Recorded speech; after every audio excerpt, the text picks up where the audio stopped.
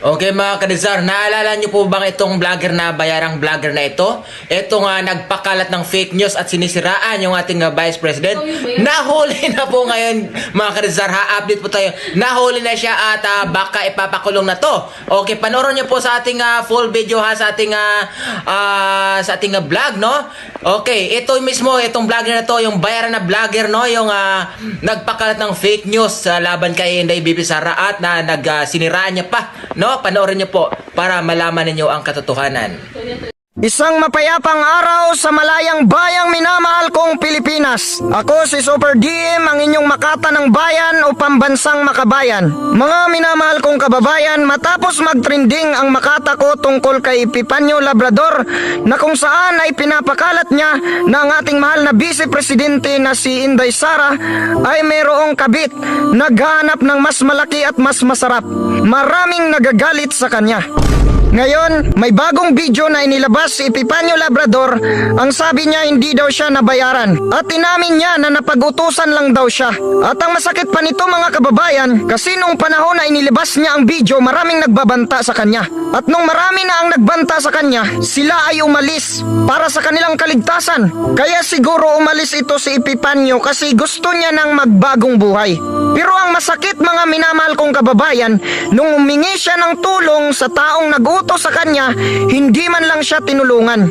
Kaya ngayon handa niya daw sabihin kung sino ang taong nag-utos sa kanya para sirain si BP Sara, basta mangako lang daw si BP Sara para sa proteksyon niya at sa proteksyon ng kanyang pamilya. So mga minamahal kong kababayan, kahit masakit ang sinasabi ni Epipanyo kay BP Sara, pero kung hindi dahil sa kanya, hindi natin malalaman ang katotohanan. At least ngayon alam na natin na meron talagang taong gustong sirain si Inday Sara.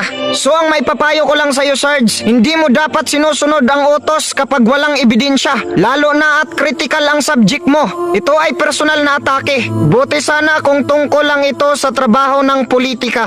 Sarge, ramdam ko ngayon ang pagsisisi mo at ramdam ko rin na parang naghihirap ang pamilya mo kaya ka nagsisikap sa YouTube. So yung content mo ay parang Erwin Tulfo, yung bumabanat sa malalaking tao. Hindi ka naman namin pipigilan sa kung ano ang gusto mong content. Kung gusto mong banatan yung mga malalaking tao, sige banatan mo. Basta wag mo lang sundin ang utos na hindi sigurado. So dahil ngayon ay nagsisisi ka na, tinatanggap ko ang iyong pagsisisi. Bilang makata ng bayan at bilang Pilipino na nagmamahal sa bayang ito, alam ko na meron tayong puso na marunong magpatawad at marunong umunawa. Gagalang-galang na Vice Presidente at sa lahat ng mga Pilipino na nagbabanta sa kanya, hiniling ko sa inyo na bigyan natin ng pagkakataon ng taong ito para magbagong buhay, sapagkat lahat ng tao'y nagkakamali at ang lahat ng nagsisisi ay pinapatawad. Sinasabi ng iba ay ayaw ko na magsimba kasi ang laki na ng kasalanan ko. Kahit gaano pa kalaki ang kasalanan mo, kapag nagbalik loob ka sa kanya, tatanggapin kanya, sapagkat ang sino mang kumakatok ay pinagbubuksan. Mga minamahal kong kapatid, mahalin natin ang ating kapwa at ang bayan. Gabayan tayo ng ating mahal na Panginoon.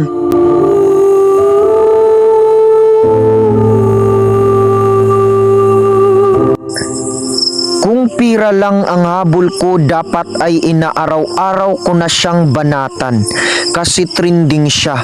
Pero naawa ako sa taong ito, gusto ko siyang tulungan na magbagong buhay.